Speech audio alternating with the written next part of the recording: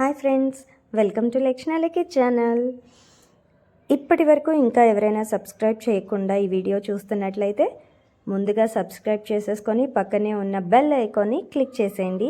మీ ముందుకి మా అప్డేట్స్ ఎప్పుడూ రెడీగా వచ్చేస్తాయి. సో ఈరోజు మీరు చూస్తున్న రెసిపీ వచ్చేసి మై ఫేవరెట్ వంకాయ బజ్జీ రెసిపీ. ఇందుకు మీరు మార్కెట్కి వెళ్ళినప్పుడే స్టార్ట్ చేయాలండో ఈ రెసిపీ కోసము. లేతగా చిన్న చిన్న వంకాయలు తీసుకోవాలి. ఏవి పడితే అవి తీసుకుంటే అంత టేస్ట్ రాదు. సో చిన్న చిన్న వంకాయలు, లేతగా ఉన్న వంకాయలు తీసుకొని తొడిమెల సైడ్స్కి ప్లస్ పైన లెంత్ కట్ చేసేసి 2 కాట్లు పెట్టుకొని ఇలా వాటర్లో కడిగేసి పొడి బట్ట మీద ఆ వాటర్లో నుంచి తీసి వేసేసి మొత్తం తుడిచి పెట్టుకోవాలి. ఇదంతా చేసేలోగా పక్కన ఆయిల్ని హీట్ చేసి పెట్టుకోవాలి. ఆయిల్ బాగా హీట్ అయిన తర్వాత ఈ తడంతా తుడిచేసిన వంకాయల్ని అందులో వేసి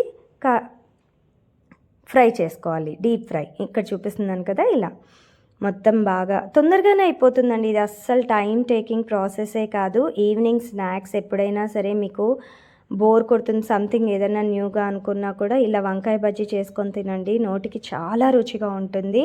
పక్కనే సైడ్ డిష్ ఆనియన్స్ కట్ చేసుకొని, లేదంటే మరమరాలని లేదా బొరుగులు అంటాం కదా, వాటితో కూడా తినేయచ్చు. ఈ వంకాయ బజ్జీ చాలా బాగుంటుంది టేస్టీగా.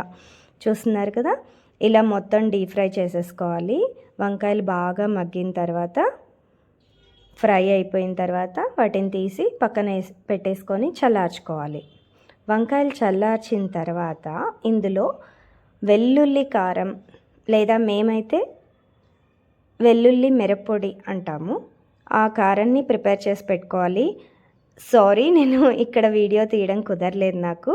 మీకు ఎవరికైనా కావాలి ఆ పొడి ఎలా చేసుకుంటారు అంటే డెఫినెట్గా నేను ఇంకోసారి ఆ వెల్లుల్లి కారం పొడి తీసి మీకు వీడియో పెడతాను. ఎలా చేసుకోవాలి, ఎంత క్వాంటిటీలో చేసుకోవాలి అనేది. అది మనము ఆ పొడి మీకు ఎప్పటికైనా సరే, ఏ రెసిపీకైనా సరే, పొటాటోస్కి కూడా బాగుంటుంది. అంటే చేసి అలా స్టోర్ చేసి పెట్టుకోవచ్చు. పొడి ఇన్స్టెంట్గా అవసరం లేదు, స్టోర్ చేసుకోవడానికి కూడా యూజ్ అవుతుంది. సో ఇలా వంకాయలన్నీ ఫ్రై చేసి తీసుకుంటాం కదా, అవి బాగా చల్లారిన తర్వాత ఇదిగోండి, ఇది నేను చెప్పిన వెల్లుల్లి కారం. ఇందులో కొబ్బెర, వెల్లుల్లి, జీలకర్ర, ఉప్పు, కారం, అంతే, ఇంకేం వాడమండి. ఇవి మాత్రమే. ఎండు కొబ్బెర వేస్తాము. సో కొంచెం ఇలా మిక్సీ బరకగానే వస్తుంది, మరీ ఫైన్ పౌడర్ లాగా ఏం అవసరం లేదు. చాలా బాగుంటుంది. ఫ్రెష్ అయితే ఇంకా టేస్టీగా ఉంటుంది. లేదు మీరు స్టోర్ చేసి పెట్టుకున్నారు 1 వీక్ అయినా కూడా పర్లేదు, ఎప్పటిదైనా సరే టేస్ట్ బాగుంటుంది. ఇలా మొత్తంగా ఫిల్ చేసేసుకోవచ్చు. మీ టేస్ట్ పరంగా ఎక్కువ కావాలంటే ఎక్కువ పొడి ఫిల్ చేసుకోవచ్చు. లేదు తక్కువ కావాలి, పిల్లలు స్పైసీ తినరు అనుకుంటే కొద్దిగా కూడా ఫిల్లింగ్ చేసేసుకోవచ్చు. ఇలా మొత్తం అన్నీ ఫిల్ చేసి పెట్టేసుకున్నాను. రెడీ అయిపోయింది. ఇంకెందుకు ఆలస్యం, పిండి కలిపేసుకుందామా మనము. ముందుగా ఒక బౌల్ పెట్టుకొని ఆ బౌల్లోకి శనగపిండి, దానికి తగినంత ఉప్పు వేసేసుకొని వాముని నలిపి వేసుకుంటున్నాను. ఇక్కడ ఎంత ఎక్కువ వాము వేసుకుంటే అంత మంచిదండి. నేనైతే కొంచెం ఎక్కువగానే వేస్తాను పిల్లల కోసం అని చెప్పి. మీకు కావాల్సినంత వాము ఇలా నలిపేసి వేసేసుకోవాలి ఆ ఫ్లేవర్ కోసం. తర్వాత కొద్దిగా ఒక చిటికెడు లేదా 2 ఫింగర్స్తో పట్టుకుంటే ఎంత వస్తుందో అంతే, అంతకు మించి ఎక్కువ అవసరం లేదండి. వంట సోడా, సోలా పొడి అంటాం కదా, అవి వేసేసుకొని కొద్దిగా వాటర్ వేసుకొని మరీ తిక్కగా కాకుండా మరీ పల్చగా కాకుండా ఇలా బజ్జీ పిండి రెడీ చేసి పెట్టుకోవాలి. పక్కన ఆయిల్ హీట్ ఎక్కింది, ఆయిల్ రెడీగా ఉంది, పిండి రెడీగా ఉంది, వంకాయలు రెడీగా ఉన్నాయి. ఇంకెందుకు ఆలస్యం, ఇలా పిండిలో వంకాయ తీసుకొని ఇలా ఫిల్ చేసేసి వేసేసుకోవడమే, అంతే. హై ఫ్లేమ్లోనే కాల్చుకోవచ్చు, ఏం ప్రాబ్లం లేదు. లోపల కాలదు అనే డౌట్ లేదు మీకు.